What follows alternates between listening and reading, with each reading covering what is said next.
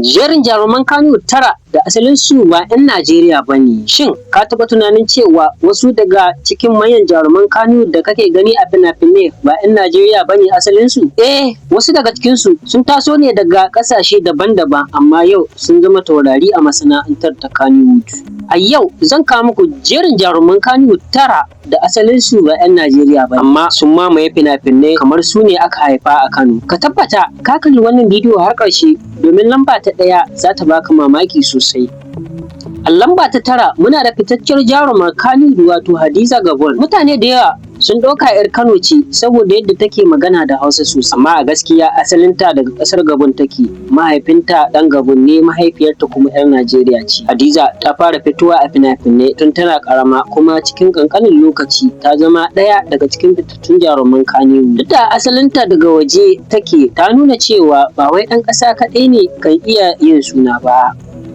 A lamba ta takwas muna da Zahra Diamond. Ita ma ana danganta ta 'yar asalin wata ƙasa ce waje a yankin Afirka ta Yamma. Zahra ta shigo masana'anta da salo na musamman, kyawar fuska da kwarjini. Duk da cewa ba a haife ta gaba ɗaya a Najeriya ba, ta samu karɓuwa sosai a cikin fina-finan Hausa. A lamba ta bakwai muna da Amina Amal. Ita ma ana cewa asalinta daga waje ne kafin ta shigo Kannywood. Amina ta yi suna sosai a fina-finan soyayya inda take rawar mata masu tausayi, hali da kuma wato jarumta. Masoyanta da mama sun san cewa ba cikakkiyar 'yan Najeriya ba ce.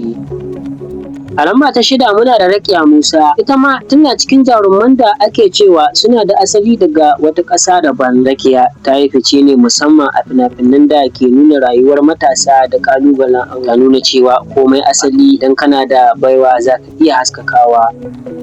A lamba ta biyar muna da Izzatu Final. Ita ma ana alakanta ta da asalin wata ƙasa ta waje. Izzatu ta yi suna musamman a fina-finan da suka shafi rikici da daramomi. Ta kasance jaruma mai jarumtaka wadda take iya taka kowace rawa a cikin ƙwarewa.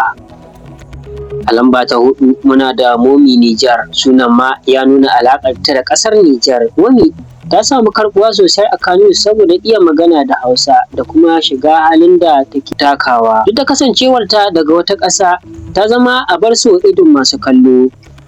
A lamba ta uku muna da Tumba Baska. Ita ma Tumba ana danganta ta da asali daga wajen Najeriya. Ta yi fice a fina-finan barkwanci da kuma rawar da take buƙatar kuzari. Tana daga cikin jaruman da suka nuna cewa Kannywood ta buɗe ƙofa ga kowa.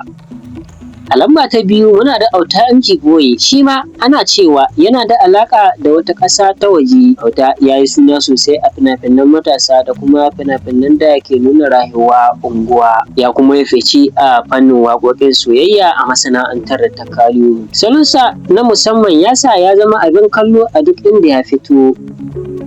A lamba ta ɗaya jarumi na ƙarshe muna da Musa Yaro. Shi ma ana cewa asalinsa ba cikakken ɗan Najeriya ba ne. Amma duk da haka ya zama ɗaya daga cikin jaruman da suka fi tashe a wasu lokuta a Kannywood. Salonsa na wasa da iya shiga hali ya sa mutane da yawa ba sa wato tunanin asalinsa daga waje ne.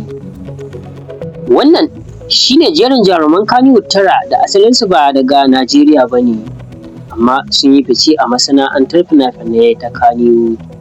Yanzu tambayar ita ce, wane ne daga cikinsu ya baka mamaki sosai na kasancewa ba ɗan Najeriya ba? Ka rubuta mana a comment section, sannan ka danna alamar like, ka yi sharing domin samun ire-iren waɗannan jerin masu ban sha'awa. Kada ku manta, ni ne mai kawo muku labari a koyaushe a wannan tasha tamu ta Taskar Duniya TV, wato Sadiq Abdullahi nake ce muku mu haɗu a bidiyo na gaba.